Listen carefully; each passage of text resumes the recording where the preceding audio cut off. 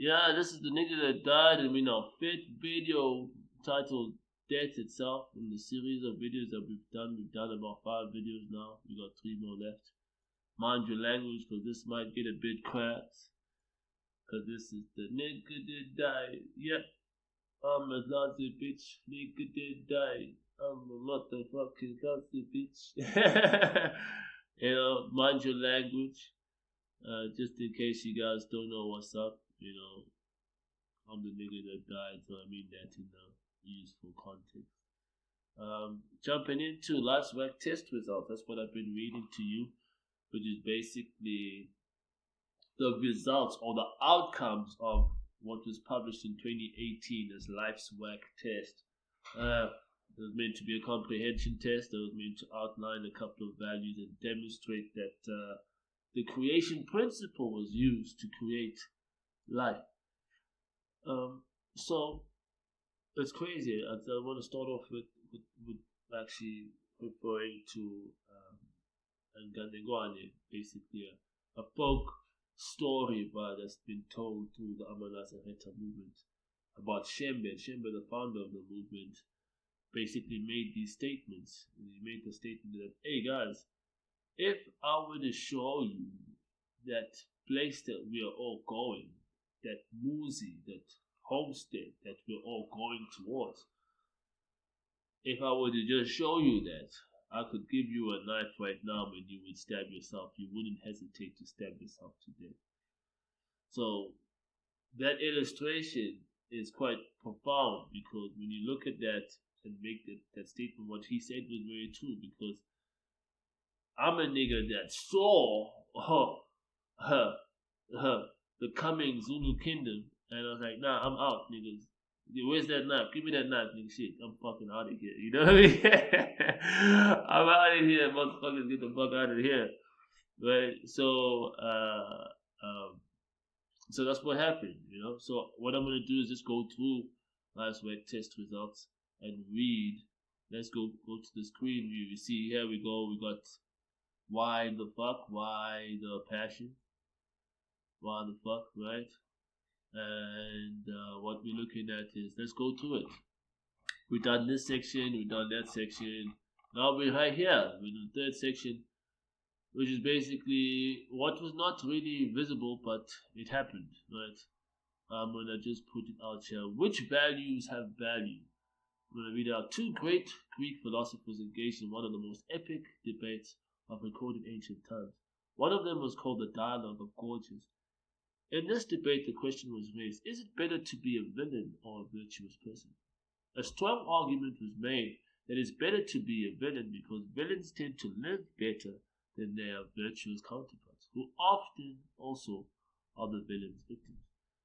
Great philosopher Aristotle argues against this, stating, before Christianity even existed, that there must be an afterlife, where human beings are held accountable for their worldly actions.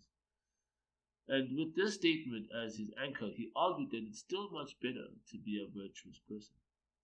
Might defines the core value behind any virtue as love and kindness. Without human beings driven by love and his actions not expressing kindness, it is impossible for a man to be virtuous. On the other hand, a villain often lives by 2 dysfunctional defects, namely greed and lust. These defects cause humans to do villainous acts as they are driven by their need to satisfy their greed and lust. Anyone who is human knows that it's difficult to satisfy a man's greed and lust. The values that are demonstrated in the test illustrate clearly that, unlike the Greek philosophers, that the answer to the question, is it better to be a villain or a virtuous person, is you must be a virtuous person if you want to live forever. Therefore, the mandatory values of a human being who intends on living forever is love and kindness. And this is where I want to jump into it, guys. I'll give you some face time. That's where I want to jump into it. And fortunately, being around Amanazareta and being part of the holy ones of Amanazareta, the principle here, and I think the statement that was made in 2018 was the fact that it is compulsory. It's not a debate. The great philosophers of old could debate about it, but it's compulsory. If you want to live forever, and in the context of Amanazarete, if you want to get to Lenoliswi, Elizayo, or that kingdom that is coming, if you want to get there, there's no way out. You gotta live with love and kindness, and this is the statement that I'm making. So I'll make my first point, right? Love and kindness is paying attention with the intent of adding value to life.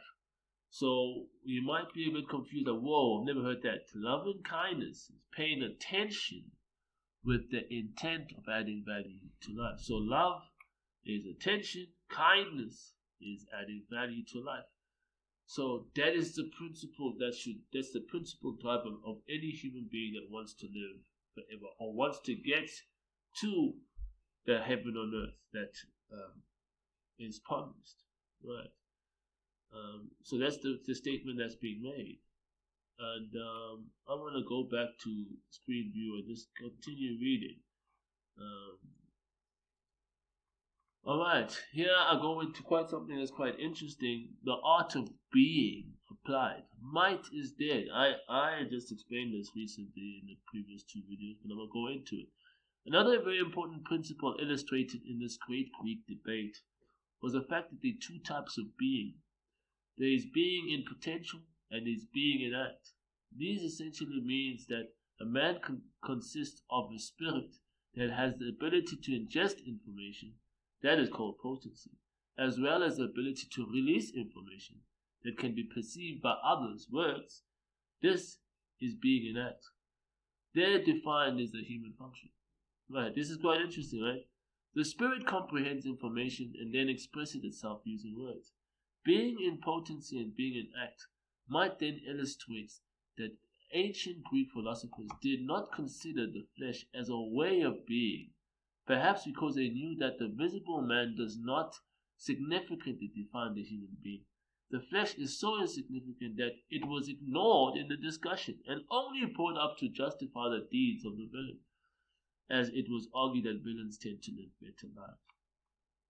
So in light of this, Might has openly expressed that he is in fact dead, meaning that he does not live to gratify his selfish desires, rather he lives to be, and freely express his spirit with love and kindness in order to be the creator that he is. Every human being alive has a spirit, but are they really being? Are they really expressing their true creative spirits? Are they really being? The answer to the question is that selfish and lustful intentions of a human being should be permanently discontinued first. This can be called the art of death. Thus, the dramatic conclusion is that if human beings want to be, they must in fact die according to the art of death. Thus, the idea that Might boldly puts across is that for a man to be able to live forever, one must live with love and kindness values. These values are in fact imperative to a man attaining any other success in life. As illustrated by Might in the test material, greed and lust must be permanently discontinued, as greed and lust only produces corruption, which leads to failed objectives and ultimately the loss of human life. Woo! That was a mouthful. That was a goddamn mouthful. Right, so I want to make my second point now, and I'm going to talk about Amanazarete. Amanazarete are profound people, because let me just read out the statement. Amanazarete practices the art of death, which is the belief that no man ever dies. The spirit of the man continues to be, make an impact on life. Be meaning spirits can still make an impact on life, even after a man has lost his body or suffered physical mortality. So that is the anchor bone behind what Amanazarete is, and this is fundamentally why the founder Shembe called the movement Amanazarete, the special vow of Nazariteship in the context of the Zulu people. If you look at the principle of what Nazariteship is, the principle behind Nazariteship is the fact that a Nazarite, to keep his vow, would never come near a dead body. So a Nazarite was never, his responsibility throughout his vow of Nazariteship was to never be around death. So with Amanazareta. Amanazareta are aware that, hey, look, guys, nobody really died. So even if somebody dies, no, this person's not dead. They still are part and parcel of life, and we're still in the same journey, me and that person that passed on. So this is quite significant when I'm making the comment in the statement here that the art of death is basically removing yourself from the equation and just allowing your spirit to be. So Amanazareta have customs and rituals that allow a person to be in that state where they they they remove themselves from the equation and allow the spirit to function, right? And this is the art of death, and this is what I'm contextualizing. So I'm gonna just tie this up. Let me go and finish this off. Let's go and see what we got here.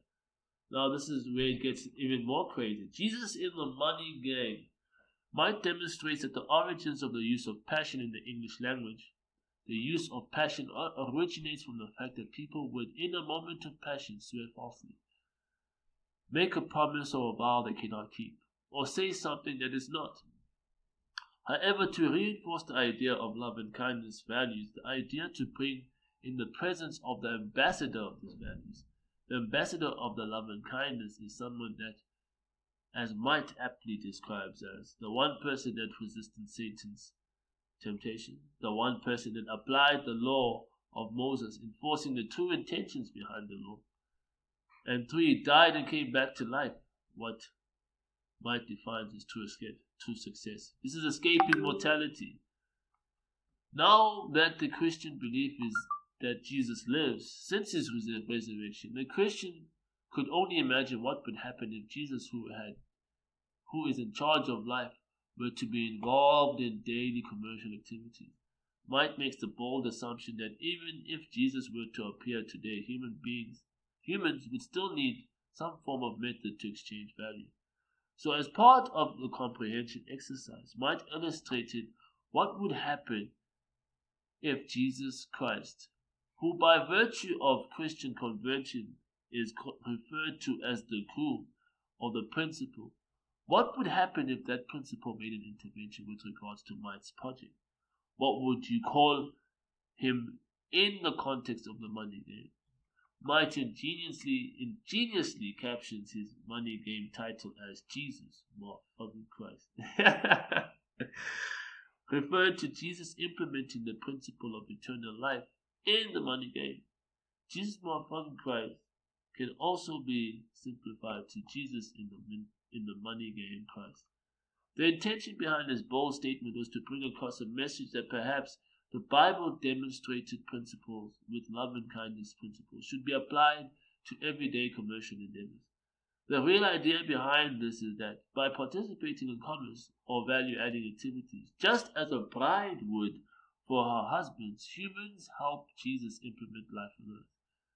Thus, as a true Christian, one should in fact call himself by the group's title, in which in this case, Jesus in the money game Christ. This is the title of human beings who no longer participate in commercial activities for greed and lustful gain. The title Jesus motherfucking Christ should be used by ones who apply the with love and kindness principles in their commercial endeavors. This is done to send a very aggressive message of the values behind any commercial endeavor. Furthermore, this can be a mark to ensure that all activities are done with the principle of love and kindness in mind. The principle being sustainable life for mankind. Jesus in the money game Christ. This is so dope. I think this is dope. Look, I mean, I'm reading this and like, motherfuckers call this guy crazy. I don't know. I think this is dope. I'm gonna make my last point here. Jesus motherfucking Christ is the principle or idea of Jesus Christ playing out in a different context. Jesus Christ in the context of the money game. And that's the title of the groom. So if you've heard the story that the church is the bride of the groom, who is this groom? Jesus, the principle that the husband that we all follow. So if that is the title of the room is Jesus more fucking Christ. More fucking Christ. So let's not trip. And I think this was dope. I think this makes a lot of sense. Covered a couple of things. But we're on to the next one. I think this was probably the longest video we had. But let's see what happens. On to the next one.